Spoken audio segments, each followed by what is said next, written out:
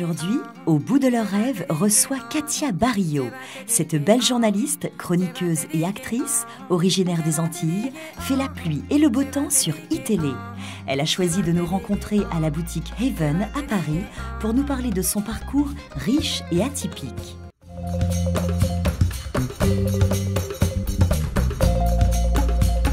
Katia Barrio, je suis ravie de vous accueillir dans Au bout de leurs rêves. D'abord, rapidement, pourquoi cet endroit? C'est un endroit qui est totalement atypique, magique. Magique, oui. C'est magique parce que quand vous venez ici, il y a Léa Anne, elle est anglaise. J'adore les Anglais pour leur humour, pour leur distance. Et c'est un magasin devant lequel je passais très très souvent. Vous êtes journaliste, comédienne. On a pu vous voir d'ailleurs dans Africa Paradis. Et puis, vous êtes aussi animatrice d'origine guadeloupéenne. Au départ, vous vouliez être enseignante avec votre licence en poche. C'est plutôt l'enseignement qui vous intéressait au départ. Oui, mais si on réfléchit bien, c'est un peu le même métier, enseigner, prodiguer, donner des infos, divertir. En fait, quand on est enseignant, on transmet le savoir, et quand on est journaliste, on vulgarise pour adapter la compréhension, pour expliquer, pour donner des clés.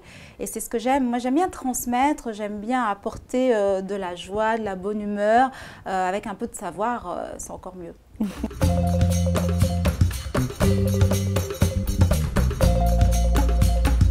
J'ai eu en fait de la chance parce que je travaillais dans une société de production alors que j'étais étudiante, et j'ai rencontré le directeur de France 3, Paris, de France Centre à l'époque, et puis on papotait. Alors moi je suis assez bavarde quand je rencontre les gens la première fois, je leur pose des questions, je bavarde avec eux, je suis jamais discrète. Vous parlez de Christian Dauriac? Oui, c'est lui qui m'a donné ma chance, c'est avec lui que j'ai commencé en télé. J'étais étudiante et je travaillais dans une société de production, et puis on bavardait à l'accueil de temps en temps quand il venait monter ces sujets, et c'est comme ça qu'on s'est rencontrés. Votre visage est bien connu, Katia, du grand public. Alors déjà, comme je l'ai dit tout à l'heure en introduction, vous faites la pluie et le beau temps sur iTélé, mais on vous a vu également sur MCM Africa, vous animiez Clip Express. C'était mes débuts. C'était vos débuts, là je remonte un petit peu loin. France 3 avec C'est mieux le matin, et puis vous aviez aussi animé, je crois, une émission qui vous a pas C'était très dur. C'était ma première émission avec Paul Vermus. C'était ma toute première émission, et franchement, moi j'étais avec quelqu'un qui est expérimenté, et je débutais en télé, et personne, je dis bien personne, n'a été sympa et a considéré que j'étais jeune et qu'il fallait que je fasse mes preuves. On m'a rien évité. Oui, j'ai lu dans une interview où vous dites on est lâché un peu, on ne sait pas nager, on nous lâche. On vous pousse dans la piscine et on regarde si vous savez nager, et puis on vous laisse vous débattre. Mais c'était une super école. Moi, je suis très très contente d'avoir eu cette expérience.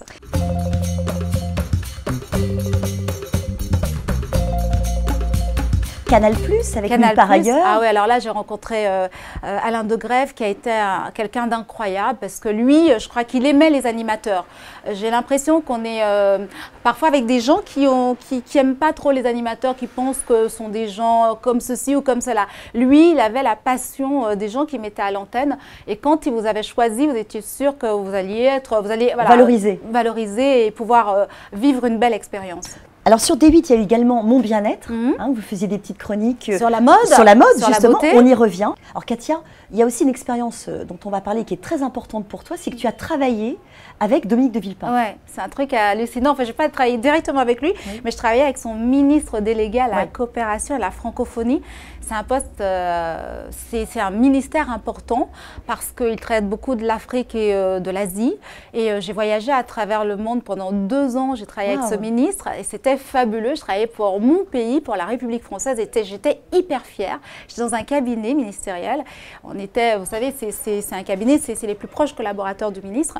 Et ça a été une expérience très enrichissante, passionnante. Et puis surtout, moi, j'ai un grand sens de la République. Nous, les Antillais, on est très attachés à elle, parce que c'est grâce à la République qu'on a eu que l'abolition de l'esclavage a eu lieu.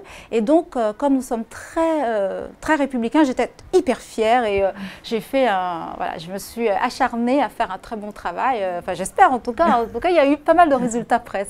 J'en reviens à la météo sur iTélé. Comment tu t'es retrouvée dans la météo? Alors, moi, j'ai commencé très tôt dans la météo parce que, justement, je travaillais dans cette émission de France 3 et je ne gagnais pas beaucoup d'argent. Donc, ils se sont dit, bon, on va la mettre à la météo.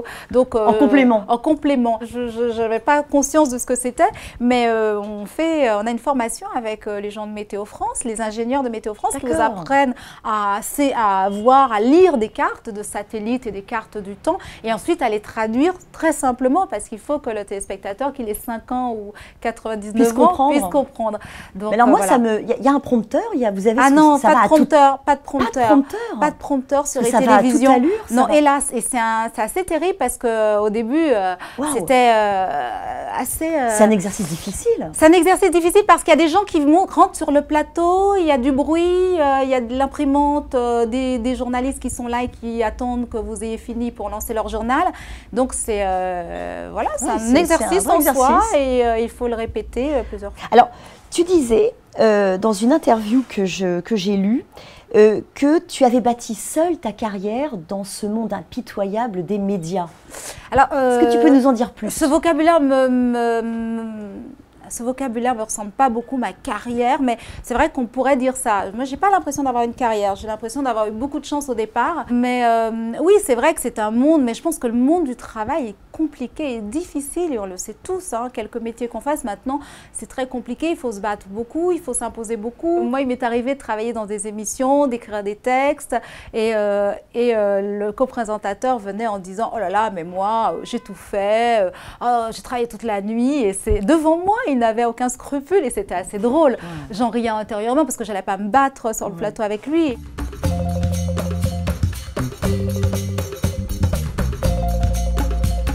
Votre conseil pour réaliser ses rêves, ça serait lequel? Alors, j'en ai plusieurs. Hein. Ah bah, plusieurs. D'abord, être en accord avec soi-même, ne pas se laisser brinque-baller, ne pas se laisser envahir par les fantasmes des autres à votre propos. Souvent, quand on est une fille, on est idiote. Quand on est une fille, on doit se mettre en mini-jupe. Ne pas faire ce qu'on ne sait pas faire. Moi, je ne sais pas, par exemple, fréquenter des gens par intérêt, par calcul. Et quand je le fais... C'est ça, ne pas trahir sa nature, sa vraie nature. Ouais, c'est une catastrophe. Sinon, on perd du temps. Donc être soi-même, comme dirait Jules Renard, ce qu'on te reproche, sois-le, c'est toi. Donc il faut vraiment penser à ça tout le temps. Et puis faire du sport, faire des choses manuelles pour savoir faire plein de choses, savoir connaître les autres. J'aime bien. Se recentrer sur soi aussi. Se recentrer sur soi et apprendre des choses différentes, vivre des expériences différentes. Moi, j'adore apprendre à faire des choses que je ne maîtrisais pas. Par exemple, là, j'ai très envie d'apprendre la couture ou des choses comme ça, reprendre des cours de natation, faire des choses différentes et s'enrichir.